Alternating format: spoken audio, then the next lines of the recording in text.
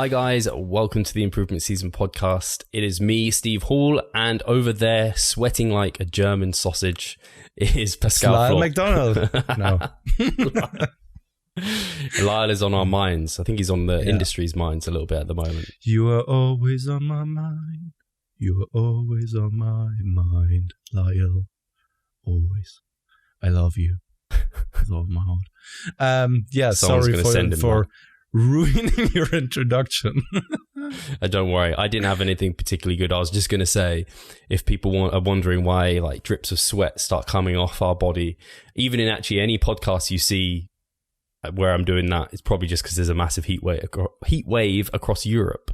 And but I heard it's not that bad in the UK. It's getting worse. Basically, you told me. Yeah, it wasn't earlier in the week. Someone told me.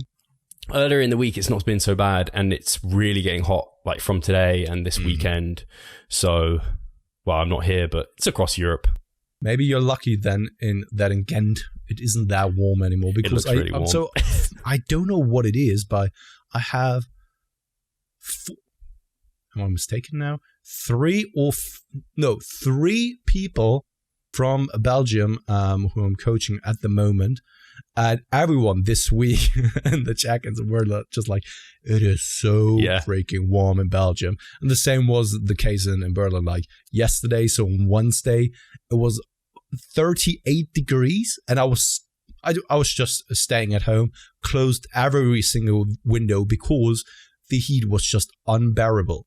And if you had your windows open, your apartment just got so warm, and there was a point where I then got out to cover my motorbike, and that was the first time I got out after early in the morning, and it was just so crazy. It was walking against a warm wall that was in front of you, like being hit by it. It was crazy.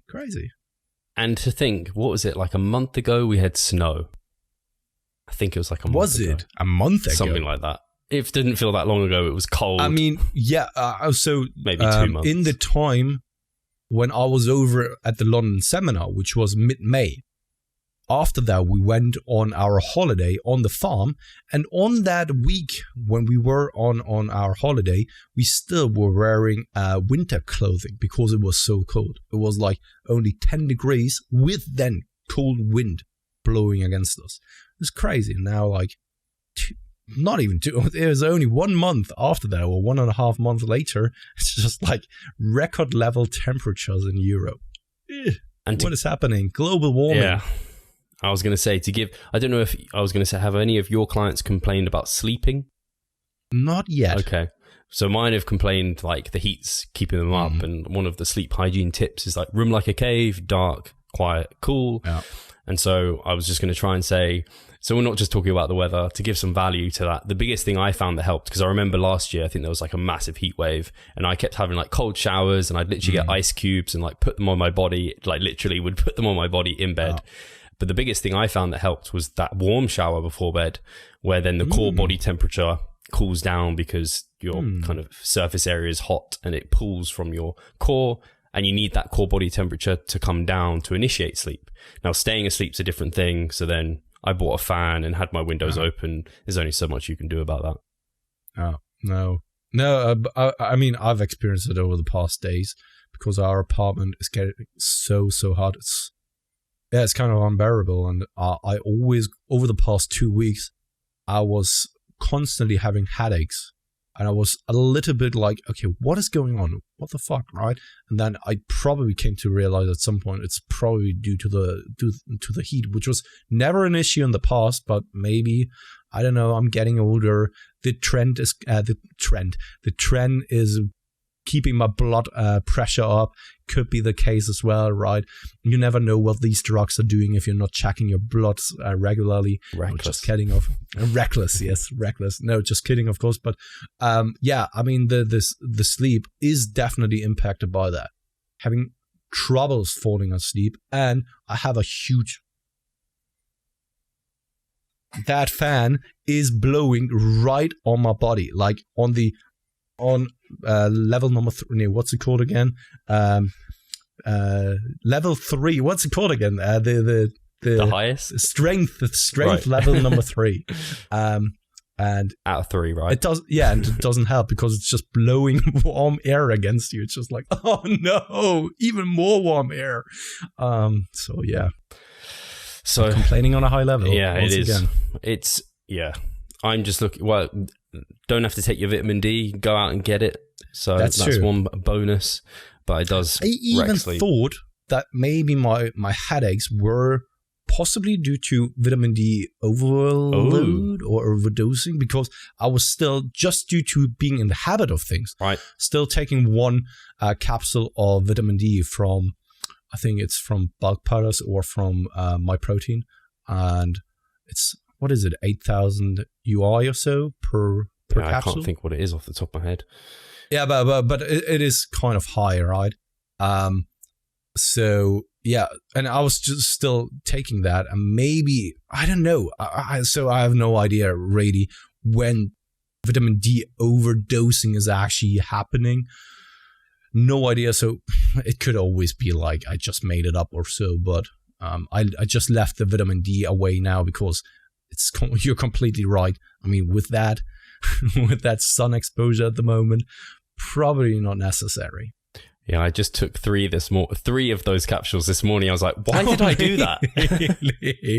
I know when I had my blood work done, I was in like normal range for vitamin D, but Broderick is a big fan of higher than normal vitamin D levels. So I like followed his recommendation, and ever since then I've been doing it.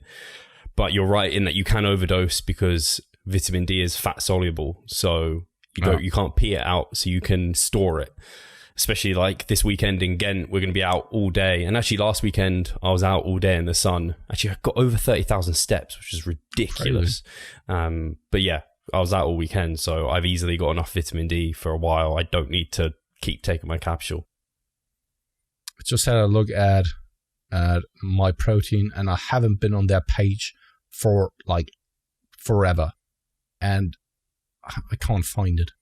Search vitamin D. They're the ones I take as well. I already am on the vitamin D thing, but I can't really find the IU. My Protein just do their, I don't know. Their advertising is just all these like women doing like rows, but it's focusing on their glutes. Yeah. It's just like, come on, My Protein. Yeah. We know what you're doing here. Yeah. God damn. Yeah, but anyway, so Steve, you have been doing your deload, same as me. I don't think that we really need to talk a lot about deloads, right? I mean, no, I do want to say one thing. Why? I can't imagine what it is. Okay. Oh, really? Can I? I don't. Maybe now you that can. you started with a Y, I'm not that sure anymore. So yeah, go ahead, mate.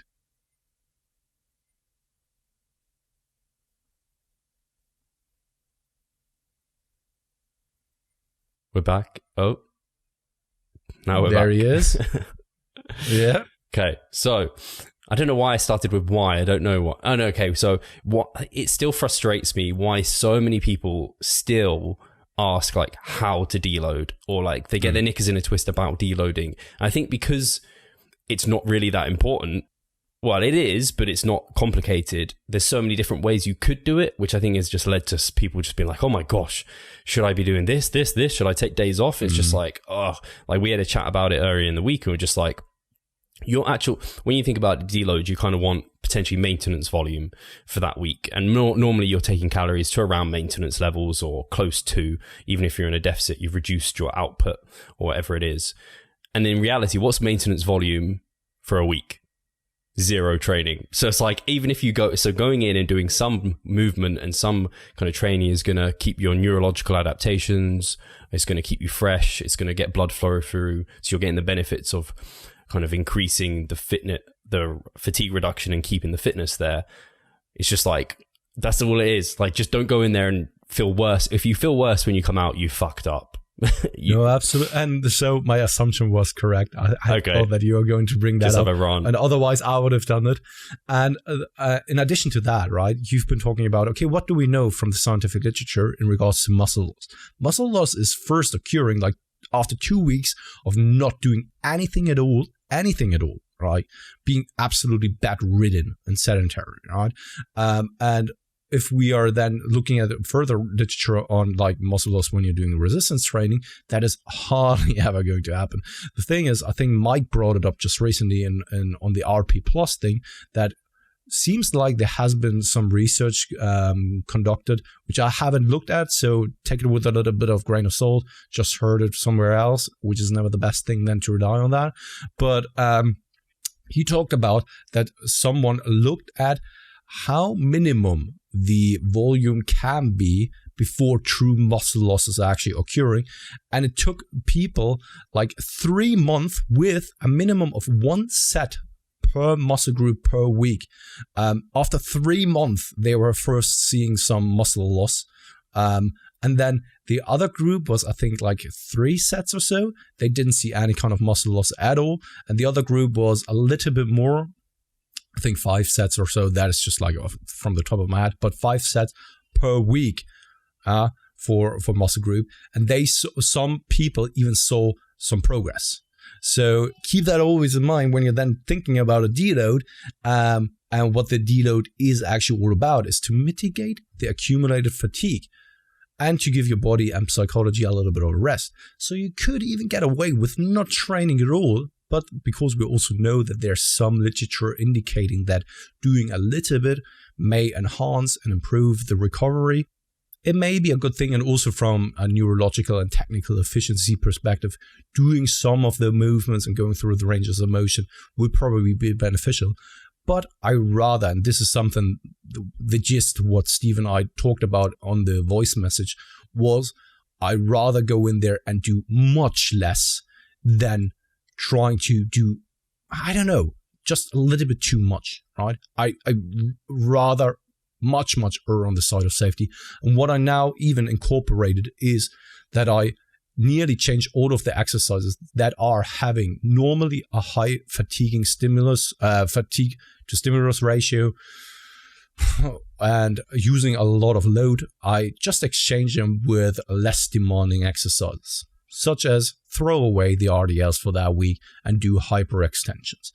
Instead of doing something like squats, do leg presses, for example, right? Stuff like that. And I mean, you're still doing work, still going through ranges of motion. You're probably getting the benefit of those, the scientific literature that shows that doing something is beneficial, while at the same time reducing a lot of fatigue because you're not introducing or doing those heavy compound lifts that are still taxing, even if you're doing less load and less volume overall. Brilliant. Yeah, I think I actually want to do an infographic about this, kind of saying the only thing to do like that's wrong in a deload week is if you're not allowing fatigue to drop. That's basically the only thing. Like, as long as you're allowing fatigue to drop in the deload week by the most you possibly could, or by like the most it probably can, then like you've done it right. So that can be so many different things in a deload week, which is why Pascal talks about like changing exercises. You could do the same exercises. Don't get kind of confused or dogmatic. Just know that the goal of a deload week is to drop fatigue, not to grow muscle or like various other things. Sorry. I just wanted to add something, and I reduced my frequency to 4 times per week. Instead of 6 times. So I just squeezed my upper body sessions, so the push and the pull together, to save first and foremost time, to allow 2 days of additional recovery time, and also simply not to go to a training session that only lasts me like 20 minutes or so. Right? I mean, that is just like getting there. It's a long, I would probably sit on my motorbike longer than I would train. And that's just like ridiculous. And that's why I also reduced the frequency and I changed some exercises. So, yeah. I'm a big fan of reducing the frequency because it can get very tempting when you do what you said and you're like, oh, I'm going to have been commuting longer than I'm going to be in the gym. So I'm going to do more. And it's like, no, you don't want to do more. Like, even if you do really light stuff, it can still produce fatigue. But I've only been here for 50 minutes. So I need to do more. No. So yeah, reduce the frequency is a great idea. That's what I'll be doing this week. Well, I'll be going to 5 because I'll do some legs tomorrow, and then Friday. No, wait, it's Friday tomorrow. Yeah, we're off to Ghent tomorrow, so I'll probably do a quick session. My Metabolite blog is starting tomorrow. So. Oh, is it? When did you start? Your weeks start on a Friday. Oh, because I have client check-ins on a Friday. So I have a little bit. I don't know. It's it's not as stressful than in the morning. I don't feel like I need to get back to do something about the client stuff or so. So I'm a little bit more relaxed. Saturday and Sunday, the traffic isn't there. So it's also a little bit more relaxed. So I rather put those days there and have then a rest day on that Thursday because I still have client check-ins on a Thursday and it's in the midweek. So traffic is still around. So it just made the most sense to me to start then on a Friday, actually, which is quite funny, right? I mean, not sticking to the Gregorian calendar week. I had a period of time where I was doing my mesocycle starting midweek, but now I'm back to Mondays, which is nice actually, because I like work into the week. I mean, from a mental perspective, it is definitely nice, right? Because I mean, just like, okay, Monday is the start of the week, not just for you, but for everyone else. And it gives you like, I don't know, the thing that other people are making fun of, like, yeah, tomorrow starts the diet, tomorrow is Monday, and then the diet starts, right? Okay, why didn't you start here today? But I mean, it's a good, I think having a starting point is always a good thing, kind of. And you've spoken about it now, so I'm going to ask, have you programmed your metabolite block already? Are you doing all giant sets? No. Wait a second. Giant. I can actually bring that up here real quickly. On your screen? No way. No, not on my screen. Oh, okay. I'm not going to share my spreadsheet. It's too complex for the people. No, just kidding. So I'm going to do my reps on the first pull day on reverse flies. Other exercises are just in the higher repetition range. Then on the second day is the push day. I'm going to do giant sets, triceps, delts, triceps. It's going to be kind of nasty. Then I'm going to do more reps once again on the leg day on leg extensions. It is the killer on leg extensions. It is horrible, but also super, super cool. Then giant sets once again on the pull day, cable curls, face pulls, and then weighted cable crunches. Then the mile reps on the push day for cable flies, also really, really nice. And at the end, also a giant set, or it's more, it's kind of giant set, same procedure as the last time. And then last day, mile reps once again. But I wanted to, wait a second, where do I have it? Oh, I need to change it a little bit because I did definitely want to do walking lunges. And that's something I need to change. So, I was going to say, where's your superset of walking lunges into squats? They're like, that's what I wanted to actually do. And now, good that I actually took a look at that because I had that program like a long time. So I thought like, I'm not going to change anything anymore. Yeah, I haven't good that I had another look over that. So is that you've added metabolites? Are they the end of your session, and then the rest of your training looks fairly traditional? Yeah, not just at the end of the session, but sometimes at the end of a muscle group, for example, right? When it's like the chest flies or the cable flies, it was like a normal, typical chest exercise followed by another one, like horizontal push, followed by a vertical push. And then I'm doing the cable flies as my metabolite work at the end of the chest work. I'm laughing at my stupid camera being behind. Sorry, it's really off-putting. And then you're not funny, don't worry. No. I didn't think about that. And then I could do some arm work or so, right? So it's not always that I'm doing the metabolite work towards the end of that of the workout, but sometimes also in between when it's something like a mile rep or a set or so. But of course, I'm not doing that in between. And then I'm trying to do another leg exercise afterwards. That's not going to happen, especially like after mile reps on leg extensions. Not going to happen. Sometimes I found when I do quad work, but mostly when it's like metabolite style work for quads, and then I try and do calves, I'm like, I can't fucking do calves because my quads are just like shaking, and I'm just like, shit, what's going on? I can't. Standing calves I tried to do after doing those is just like hell. How does your giant set look, actually? I think they might be different to how I'm thinking they look. So giant sets, it's not like supersets or so, right? So I think that you are sometimes also... My giant sets kind of look like my reps almost. Okay. So I just hit like a rep target and rest short periods, whereas my reps, you do like number of sets. Okay, so for me, it's kind of... So how should I best describe? So I can give you an example. Let's say you are programming cable curls followed by tricep pushdowns on the cables, for example, followed by upright rows. And this is what you're doing in one row or in one go. So without any kind of rest in between. And after one round of the giant set, then you're resting, taking like 2 to 3 minutes, normal rest time, and then you're going for the next round. So basically, it is kind of an antagonistic superset style. However, due to the blood flow kind of restriction, the cell swelling, it is carrying over, and you will definitely feel it, especially when you're doing something like cable curls followed by tricep extensions or tricep pushdowns or something like that. You will still feel it in those muscle groups, and the metabolites will still kind of accumulate. And that is, I mean, when you're doing blood flow restriction and you're really squeezing it off, and there is an occlusion going on. But the same principles kind of apply when you are having that pump sensation, right? Up until the point where you're then releasing it. And that kind of applies there as well. So this is how I program giant sets. When it comes to supersets, I differentiate between like the two styles, the antagonistic supersets and the bro-ish kind of supersets. The antagonistic supersets I mostly only prescribe or program when people are in a time restriction or when they need to save some time. Right? Makes sense.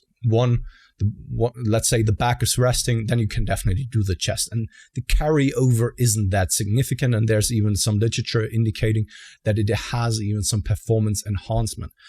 I don't think that this is probably the case with highly trained individuals. I can't really think of that.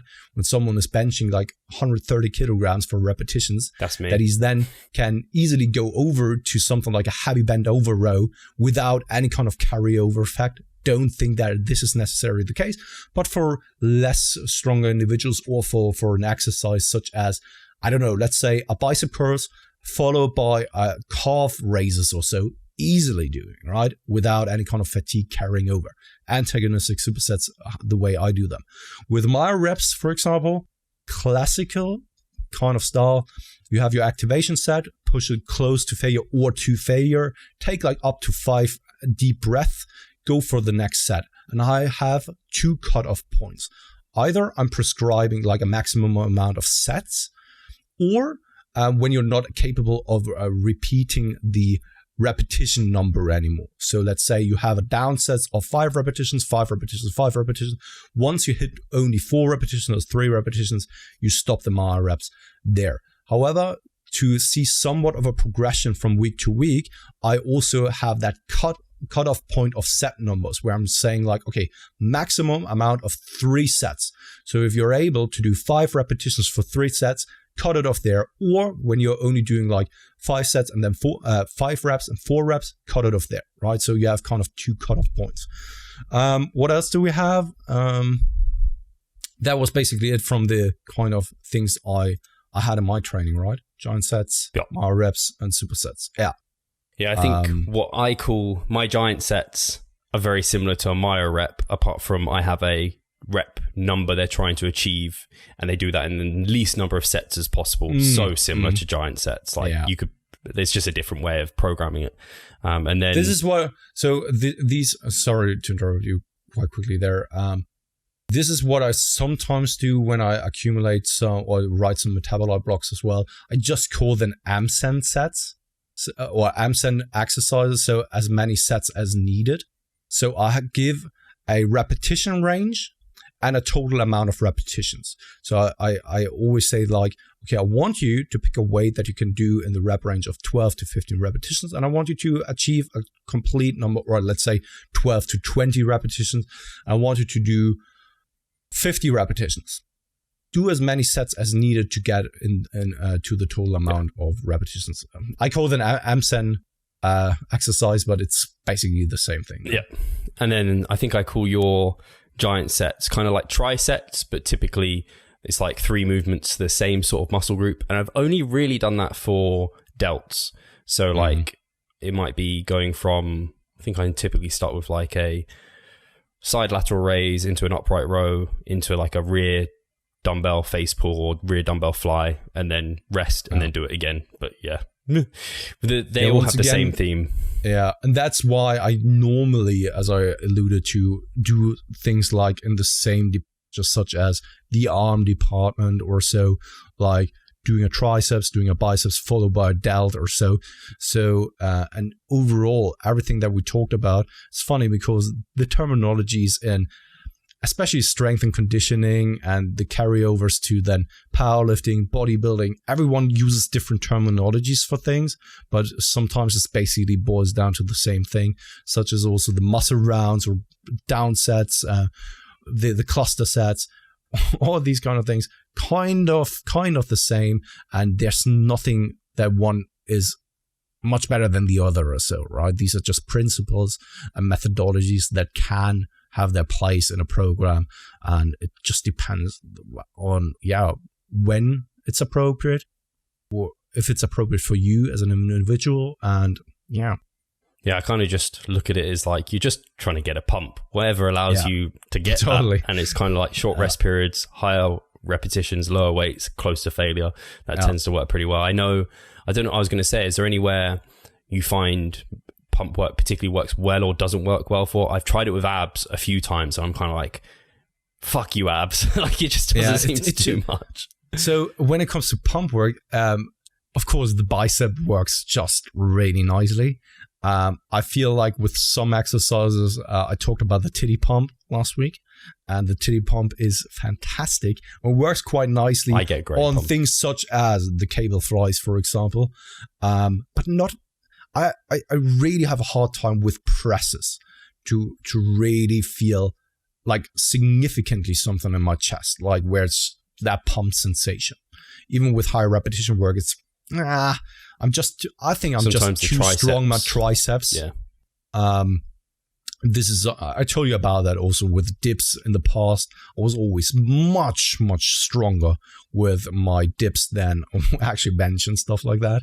But anyway, when it comes to abs, I have the feeling that it's only painful. At some point, it's just, it isn't really a pump. It's just like a fucking pain. It's not like a nice sensation like Arnold was talking about, like calming, like calming. No, it isn't like that. In the abs, it's more like someone is just like stabbing you. And I rather have that calming feeling than someone stabbing me in my stomach the entire time, like several times, maybe with two knives in their hands. Not a cool feeling. I was just going to say, one for the chest to try potentially for you in future is superset cable fly into press ups or something like that. They work quite well, or like a dumbbell fly into then dumbbell press. Maybe you should prescribe my metabolo block. Like look over it and be like, no, maybe do that here.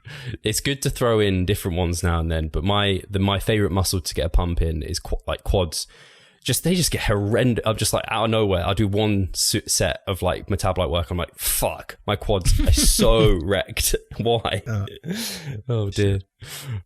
Now that I looked over it and discussed things with you, I will definitely make some changes to my program, because there were just like many things I just programmed it a couple of weeks back and thought like, yes, this is a good way. And now I'm already, no, I have to change a couple of things, especially like walking lunges into squats or leg press. It's just like, holy shit, that's the craziest thing that you can do. Walking lunges in it for itself, when I prescribe that for clients, I'm already like, I'm totally sorry. Yeah. Totally sorry. But I have to do that, right? You will hate me for that with every single step that you're taking. And the steps will be like 15 to 20 steps per leg. and then supersetting that. Yeah, it's horrendously good. Sweet Jesus. Should we jump into questions? I feel like let's do that. We've established our fun. And I thought, right, because we both are in the Dito week, we wouldn't speak. We don't have much to talk about, and we actually can cover a lot of questions. And now we have spoken for half an hour already. I am too good at an interview. I end up just asking too many insightful questions. Yeah, and I'm too bad of a person to stop talking. So. I believe, because I didn't ask Pascal. Pascal's very good at reminding me of what question we're to. I think we've got Mike H. No, Oh, we are God. at 171 at Vatsal. How did I have 163? I have no idea. Right. Sorry, guys. I thought I was doing this right. So, Vatsal, do you lose strength on a 4-week mini cut with 500 calorie deficit?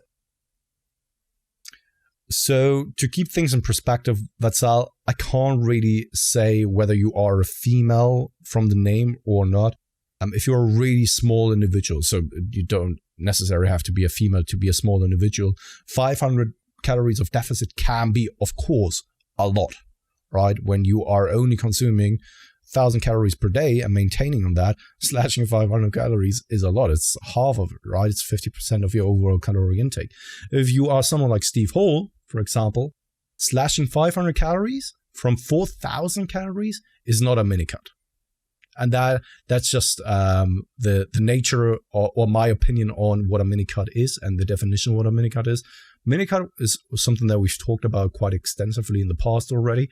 Should be really aggressive in nature, should be unsustainable in the long run, and should be also uncomfortable at times. Because once again, it's like I said, it should be unsustainable in the long run, but in the short term, you should be able to adhere to that. With a 500 calorie deficit, and let's just assume that you're a normal size guy, on a 4-week mini cut, 500 calorie deficit, I don't think that you necessarily should lose strength. I think that then there would be something quite wrong, in my opinion. Yeah, I think you answered that question really well. I would just say, in mini cuts in general, I think you should be able to at least maintain performance from like week 1, assuming you're starting off with like minimum effective volumes and you're starting off with some reps in reserve. I can see if someone is doing a mini cut, a really aggressive cut, and they're starting with higher set numbers and training to failure and hoping to progress. Maybe they've been utilizing that lower volume, higher intensity method in their off season. And because they're in a surplus, it can really work well for them. But because aggressiveness of a mini cut is so high, like we're aiming for most people on average, a percentage of body weight per week, which for like us, that's almost 2 pounds. That's a huge calorie deficit on the week. If we train to failure week 1, we're not going to really progress that the second week, and we may well regress. So yeah, that's the only thing I'd add in addition. It always depends on context of someone's training methodologies and everything, doesn't it, as well? No, absolutely. And I think that losing strength in it for itself is not inherently bad, right? If it's more of a thing that you can say that the performance is continuously dropping, it could easily be that the nature of the caloric deficit simply doesn't allow you to be as energetic and possibly even fire as many motor units in that single session, which is not good overall, of course. But if it's just like for 1 or 2 sessions, then it is all right. Also, if there's a slight drop in strength levels, I think it could still be all right in a mini cut scenario, because when we then reverse out of it, it could easily be that it was just like due to neural efficiency and due to you just eating less carbohydrates that you weren't able to keep up that performance of strength output, right? But because we would assume that you're working out in the rep range of 6 to 20 repetitions in a mini cut, I would more so say like, okay, 8 to 15 repetitions is probably more so the golden zone you want to be in. You shouldn't really see that big of a performance drop, because these are the rep ranges where it's not like that strength is the determining factor of performance, not necessarily, right? Cool.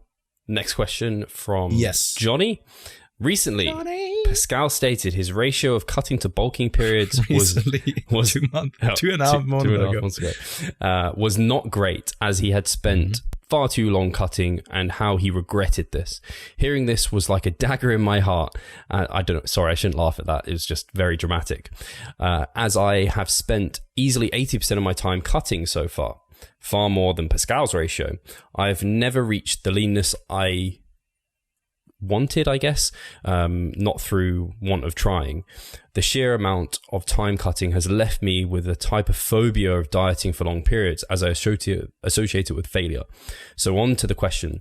If time is not an issue, how would you recommend structuring dieting and massing / maintenance phases for someone who wants the end result to be lean and muscled, but is unable to sustain long dieting and is willing to play the long game?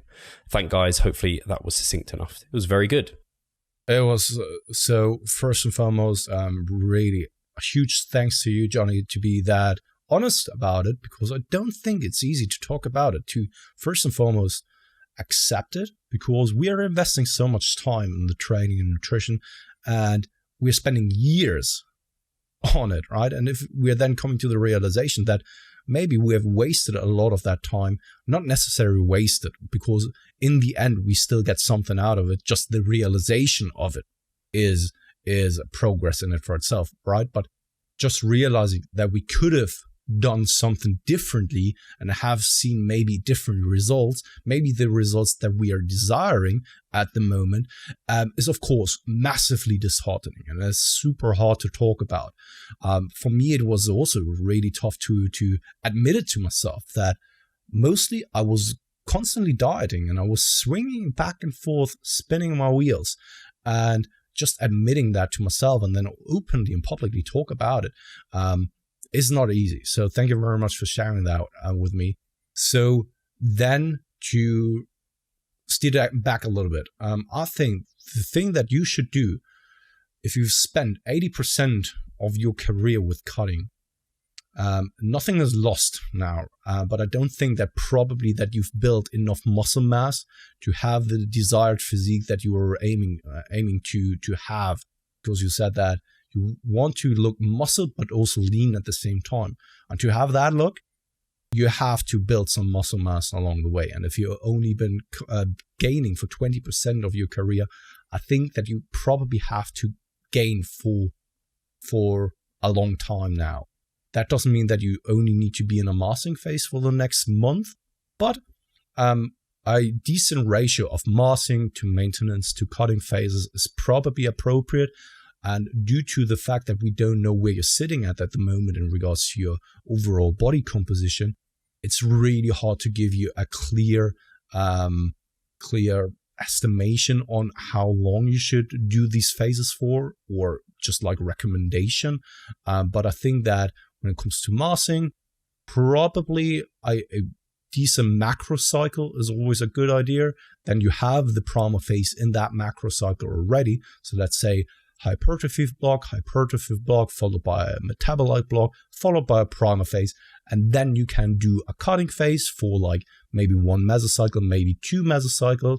When you want to do a normal cutting phase, maybe you just want to, or you're ready because you are a skilled dieter to do only a mini cut.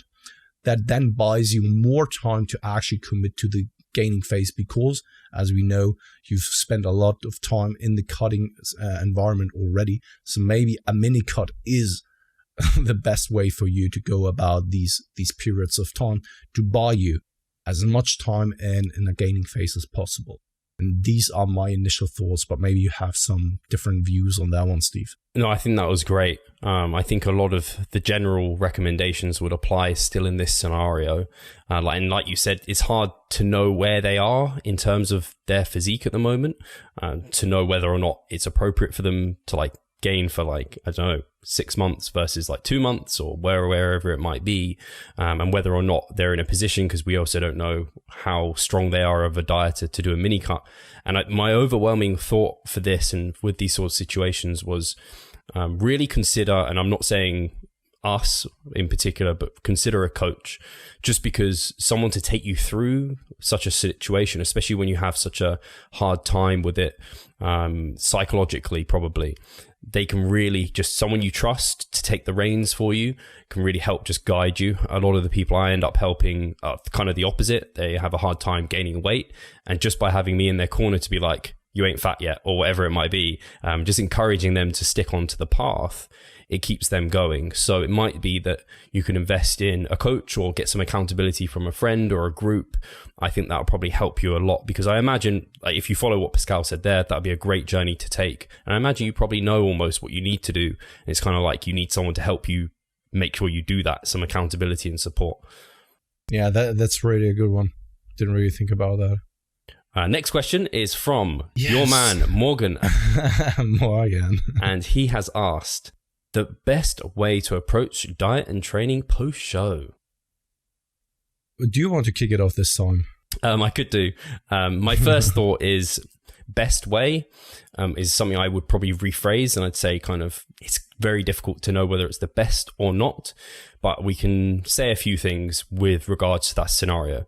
So post-show, if someone has got to that point, we're assuming they're not doing another show, because that could change things quite dramatically if they're doing further shows. If we're assuming that's the end of their contest prep, they're not doing any more shows, which I imagine is what Morgan's asking about. They're in a position where they've been dieting for a long period of time. They have been doing high volumes of training for quite a long period of time to try and sustain their muscle mass. They're in a very fatigued state. Their body fat is at a place that is unsustainable and unwanted to sustain. So we have a scenario where you have to approach, okay, you said diet and training, so that's great. So diet wise, you want to get into basically like 3DMJ talk about recovery. And this means in an appropriate amount of time, getting towards your lower end of your body fat settling point. And I kind of like if people use this approach where they diet before the diet, kind of diet before the contest prep, they have a maintenance primer phase, and then they diet again, you're kind of getting up to that pre-contest prep weight where you were at the lower end of your settling point, where you were somewhat lean and in a good position to start a contest prep before like digging essentially.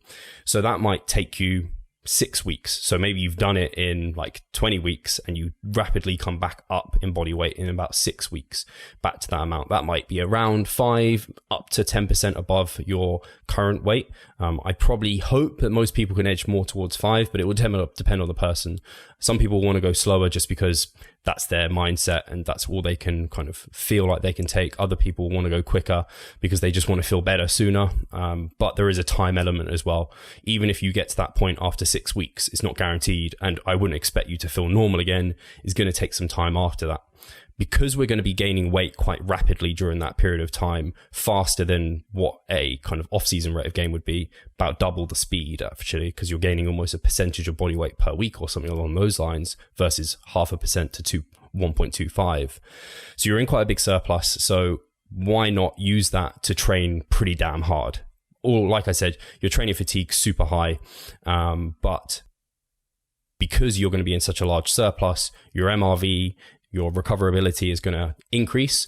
So you can now actually utilize that and train hard. And you might as well essentially use like the kitchen sink of hypertrophy, all the repetition ranges, chuck in some metabolite work there. You're going to get some gnarly pumps. It's going to be tough. It's going to be tiring, but you kind of make as much use out of that period of time, that big surplus, as possible. So if you can regain all the muscle tissue you lost, if you did lose any, and regain new tissue, potentially, it's going to be difficult, then you will do. And then once you've got to that point post-show where it's like 6 weeks, say you've been training really hard, your now body weight is up like 6% or something along those lines, you feel somewhat recovered, like the majority of the recovery is done. I like people to enter our primer phase, maintain for the most part if they can. It's kind of difficult to maintain at that time because you're still somewhat recovering even. Maintain for the most part. A big reason for that is so we can drop training fatigue, because that's going to be sky high right now. You've just done high volume training for months and months and months without any lower volume training. And then that's like your platform for your off season. So that's my kind of transition post show, which I think I can't see any reason to believe that wouldn't be really successful for a lot of people. No, absolutely. I don't really have anything else to add there. Just one thing, and that is the habits that you've built over the contest prep. Take them with you into the off season. I've seen it time and time again that people all of a sudden think that they now, because they have higher calories, can get away with eating all the palatable food. But you are in a place where you're so susceptible to those sensations, basically, of those palatable, here's a fly that is just like making me mad. You're so susceptible to the sensation or the taste of those foods that it's like an explosion in your mouth for most people. I know Morgan is quite a naturally lean guy, so I don't think that he will run into those issues as much as other people would. But I've seen it time and time again that people all of a sudden change all of their habits in conjunction with adding palatable foods, and that is just a recipe for disaster, because you're just basically then winging everything, right? And this in combination with being in a semi-starved mode, or basically already starved mode, right, where the body is just wanting you to survive, it does everything it can. And when you're then introducing something like palatable foods without control, without any kind of without, that is just like, it's attacking me. I don't know what it is. Without any kind of strategy in front of you, right? It's basically just like winging it. It's a recipe for disaster. And I've seen it times and times again, even with people that you prepared. And even then, it's happening every once in a while. And that's sad, and it can be avoided. So don't change all of your habits at once. Change them gradually over time. Transition out of them, such as you are transitioning out of the contest prep with a reverse dieting approach. You can also taper out of that with your habits. And then when you are in a more recovered place, then start with being less meticulous, adding here and there palatable things. Doesn't mean that you are then adding replacing the entire meal with something palatable, but more so, have a little snack here, right, at the end of a proper meal or so that the likelihood of you just like going mad on those foods is highly reduced. So just wanted to add that because I've seen it, unfortunately, too often. No, it's a brilliant point, because I very much view it as like the transition you do down into prep with all these habits is kind of, you want to transition the same way back out. As you get more and more restrictive towards the end of prep and you're doing some things that probably you don't really want to be doing in an off season, you still want to keep actually some of those, and you don't want to transition to your off season habits. Like some of the things I do now, if I did them in a contest prep or even in a post comp period, they'd screw me over. Like I can't just go and shove 2 hot cross buns in my mouth during a contest prep. But during my off season, it's helpful to just shove 2 hot cross buns in my mouth. So I think it's like climbing the hedonic staircase that kind of Mike Israel talked about, where you slowly reintroduce more palatable foods, you slowly remove habits. I think that's fantastic to add. He and his concepts. I know. Just love them. He's just, it. destroying How can you not? I don't understand. Yeah. We have another question. Yeah, but I think that one we don't necessarily need to answer. So, yeah, do you want to read it out loud? Advice for someone looking to start building an online coaching presence and an insight into how Revive Stronger started and grew. Have we ever answered that question fully before? I think we might have. Yeah, with how to build an online coaching presence, you have been on several other podcasts where you've talked about that. Yeah. So you can, Morgan, you can actually go onto our website. There we have all of our guest appearances on other podcasts. Go through the list and you'll find it definitely. And when you want to know about Revive Strong and how it grew and all that kind of stuff, you can first and foremost hear about the backstory, or listen, not listen, read about the backstory on our website as well. And once again, you will definitely hear the story about that on other podcasts as well. And I even think that we've talked about it here on the Improvement Season a couple of times as well. Yeah, I think Morgan might have messaged me before asking. I might have already forwarded him there. So I think I need to put a category where I think people end up asking me about the backstory and online coaching and also like fitness related questions. Yeah. So it's hard to categorize it, but I've definitely, I feel like I've said the story so many times that people hate me for it now. So I will get to the next question, who I think is another client of yours, Ben Vincent. So we've talked about it in the past, right? With that there are so many clients actually asking questions. I don't know what it is. Now I really feel bad that all the clients jump on the Improvement Season podcast to ask questions. Awkward. I would assume that I'm doing a decent job, but that could be me being absolutely delusional and biased. They just want my answer. Morgan, you're still clients of mine after 3 months now. Yeah, so they submitted the question on the 9th of April, so I can't be that bad. That's for certain. But if you want to tell me something, please fill out the questionnaire here on the Improvement Season podcast, and we will get to that feedback in 3 months. So, yeah. If we're lucky. If we're lucky. So, Ben asked, should your resting heart rate be taken into account when trying to target a heart rate range for LISS, miss, hit?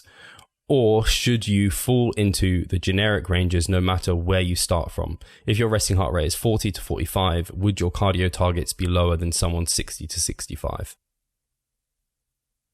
I know that, so in 2014, I have been working with Mike Teixeira. And back in the days, he had that system called Track, which took into account the heart rate variability. And I still think that his Track now, so back in the days, it was just like a questionnaire. Now it's an app on his website where you can plug everything in, and then it calculates like whether you should rest or not. Thing is, when it comes to heart rate variability and recovery, everything is a little bit like, is it really necessary? And can you really predict your recovery, or how recovered you are and how ready you are for the sport that we are undergoing? And also like other things and things that are a little bit questionable, but we don't necessarily need to talk about that because that wasn't the question, but more so whether the resting heart rate plays into account there as well. And what I wanted to say is this is something that definitely had an impact on the cardio output I needed to do when I was working for Mike Teixeira. So he had a calculation where he needed to plug in and calculate or plug in your resting heart rate, and then it spit out numbers based on hit, based on miss, and based on LISS. Whether there's really absolutely something to that, I don't know enough about heart rate variability and cardio, because when it comes to cardio and physique athletes, I'm just speaking about LISS. The other two are basically non-existent for me, because cardio for physique athletes should only be implemented to increase the energy expenditure, nothing else. And if you want to improve your cardiovascular work, then I start to question whether you are a true physique athlete or whether you are something like a hybrid athlete, which would be absolutely fine. But then, once again, then it's out of my scope of practice and I can't really say anything about that. So I don't really know, but I would assume yes. See, I agree. I think it's just a case of your body adapts. So when you're dieting, you'll lose more fat and there'll be less of you. Your body will get more efficient and your resting heart rate will drop and you'll burn fewer calories just day to day. And also you'll burn fewer calories when you're doing cardio. So unfortunately, the 500 calories of cardio you were once doing is probably no longer burning 500 calories down the line. You probably have to do a bit more, work harder, or whatever it might be, because you're a smaller individual and you're more efficient at it. Just like what you did when you first got into the gym that grew you no longer grows you. It's like not even a warm-up anymore. So do you need to take that into consideration? Well, you'll be monitoring things like body weight and calorie intake, which gives you whether or not you're on track. And therefore you could increase cardio or increase your calorie deficit. But I'm the same. I just do LISS. And I agree with your statements on that as well. Cool. Sweet. Move on to the next one. It's not a client of mine. I don't have Andrew in my roster. At least not at the moment. Maybe it's an old client. I don't think this is my Andrew either. So going through a busy period in my life, going to have a baby, unless he hasn't told me about the kid, but no. Can I still make progress with the limited time, or should I just change my goal to maintain during the time? 1 year, or so of adapting to the change in my life? I think this is a great question for Pascal. Yeah, so first and foremost, congratulations, of course, right? Second of all, I'm of course expecting a baby, or Katie is giving birth to our child, but we are expecting a baby in August. Maybe it's coming a little bit earlier. It seems like it. Anyway, I'm very well prepared for that. Of course, there will be some things that you simply can't predict, and you can't really tell how it's actually impacting you unless you're going through that. But you can very well be well prepared for that, right? So what I'm planning on doing for the first month or first 5 weeks or so is actually going through a primer phase, maintenance phase, because it's the perfect time to do so. I'm reducing the frequency. I'm going to the gym. I don't have to put in as much effort and intensity into the gym, and also not as much volume, and thus I can probably recover a little bit better because I would assume that my sleep will be massively impacted. That's the perfect opportunity. We've talked about it extensively in our ebook, so if you want to hear more about it, why that is the case, we are recommending a Prima Phase. Go ahead and buy the ebook. Plug it now. Yeah, totally. But that being said, though, I don't think that 1 year of the change in life is necessary to adapt to that. And let me tell you why. I think that the first initial weeks will be a little bit hard for you, but then after that, the baby will just sleep the entire time. Like the first couple of months, it's only sleeping. It is, okay, it's pooping, like disgustingly pooping, like black poop that is liquid. But other than that, it is just sleeping the entire time, right? So it is not as exhausting as many people make it out to be. And I have a client who's doing monthly coaching, who became a father, I think 6 months ago by now. Could be that I'm mistaking the time now, because time is flying by so quickly. But he became a father, and we went through the exact same thing. Did a Prima Phase when he became that father. And then after that, we took it really slowly, built him gradually up into hypertrophy programming, gained actually, like took it really slowly with gaining phase because of the stressful environment, took it slowly with gaining phase, and then said like, okay, once you're ready then for a cutting phase, you are telling me, then we're doing a Prima Phase before that, and then we're doing a cutting phase, right? And this is something that you can plan out yourself as well. And once again, I don't think that you need 1 year or roughly 1 year because you plugged it out like that or written it out like that, like roughly a year to adapt to the new changes in life. I think rather that after a year, when the child is then becoming really active, then you are facing other difficulties and hurdles in your life, but it's always a way of adapting. And if it's important to you, you always find a way. Yeah, I really like that answer, and it's just reminded me of, I had another mesocycle or monthly client who had a child recently. He'd already had kids before, but he was planning to go into a diet, and I was like, no, we're going to end the diet before the child comes and go through a maintenance phase. And we checked in after that period of time, and he was like, wow, I'm so thankful that we did the Prima Phase. Like, it was the ideal time. I feel so good. And then now he's going through hypertrophy. So I think you just want to avoid cutting for quite a while. It probably just isn't a very productive environment for cutting. And then what I'd say is, like, this is where you just have to talk to your partner, express how important kind of the gym is to you, or be flexible around that. Kind of like, I guess you'll have to do that with Katie, and like, I want to train this many times a week. Can we do it? So like, I help you here, you help me here by allowing me to train.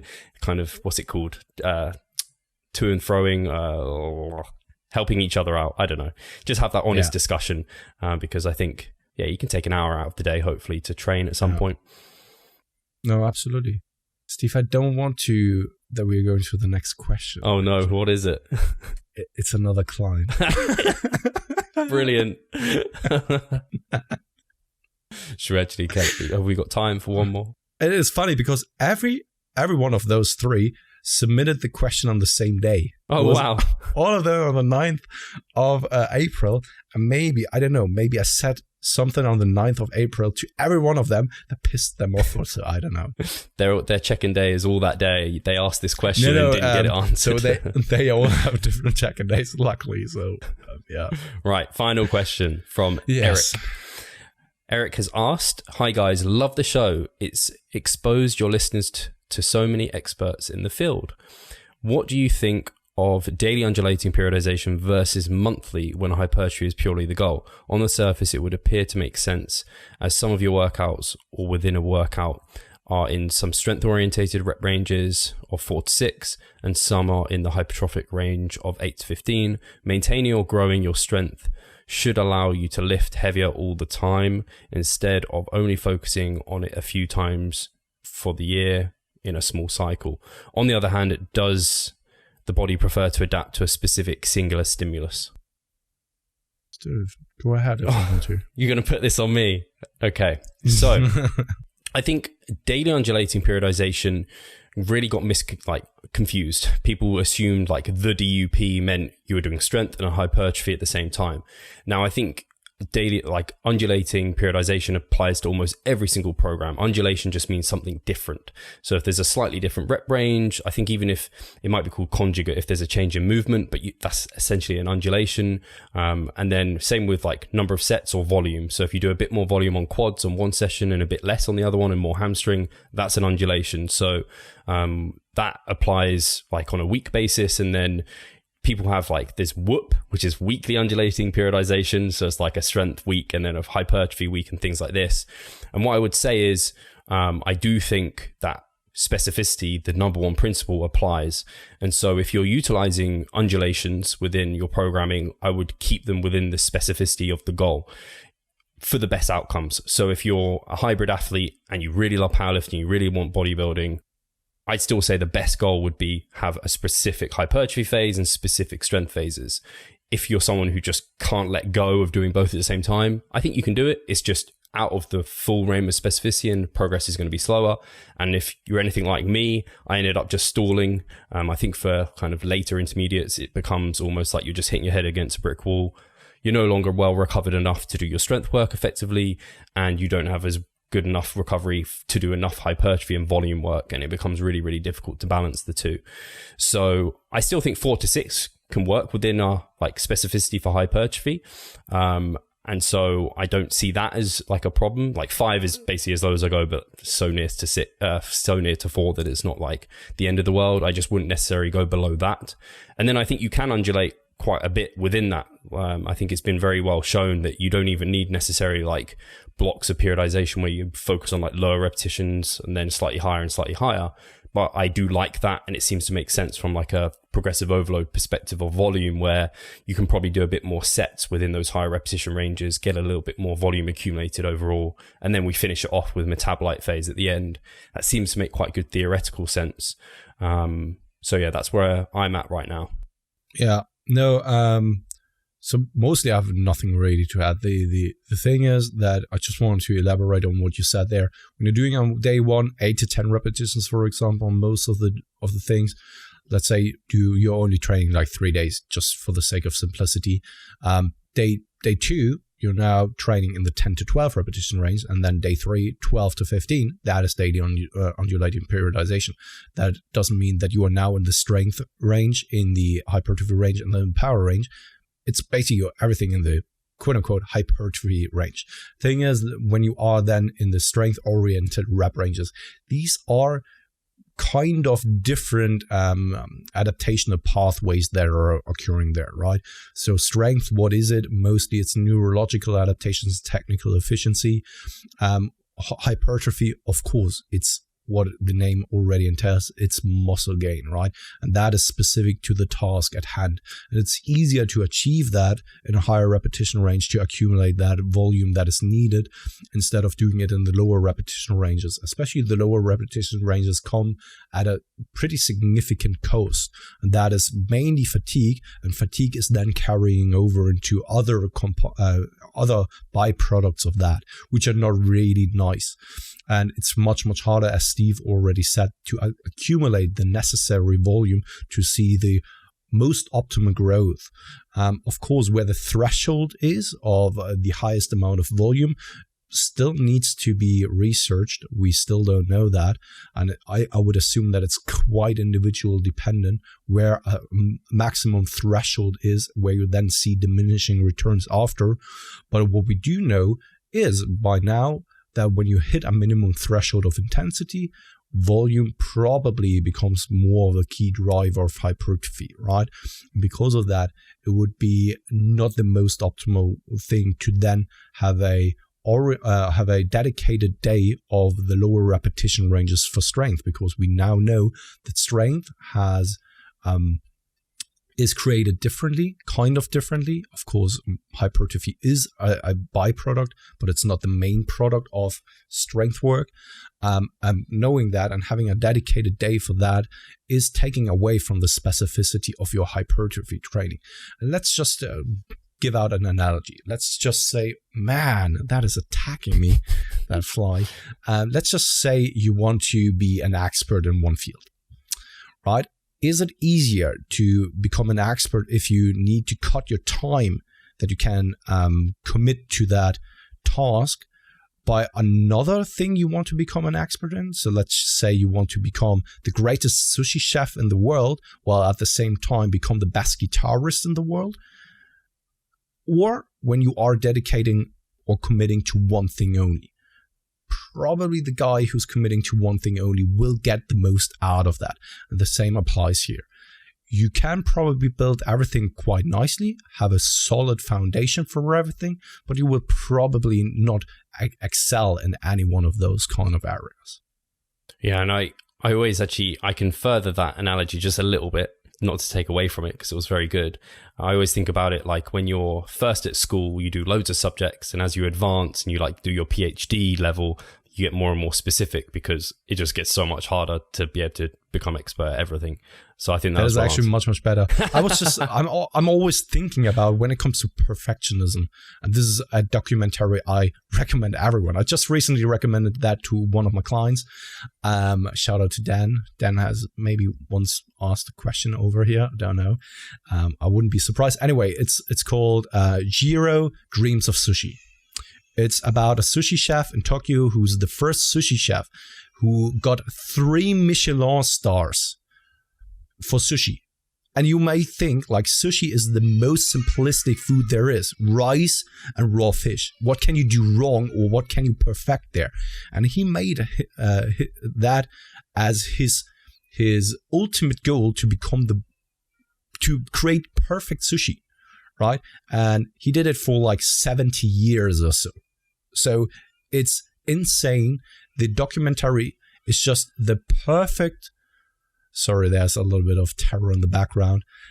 She was going wild. It's just the perfect documentary what perfectionism is about and what trying to strive for perfection is about. That guy had one goal: to become to create the best sushi in the world, and he did it relentless for decades, and he wasn't even satisfied. And that is what perfectionism is about. And I'm always thinking about, if you want to become good at one thing, I always think about that documentary and that guy who dedicated his entire life to put a piece of raw fish on a bowl of rice. With some mayo. No, mayo. No. Fantastic. I think we've answered all your clients' questions now, so we can finish that. So the week of checking is done. Imagine this would be so. Actually, it's not very productive. We didn't get through very many check-ins. Cool. So, thank you guys for listening in. Thank you as always for your questions. And we'll be checking in next week after Pascal has done some horrible metabolite work and killed all the flies here in my room. It's the genocide part 2. It's about to happen. Yeah. Oh God, I hate that. Auf Wiedersehen. Cheers.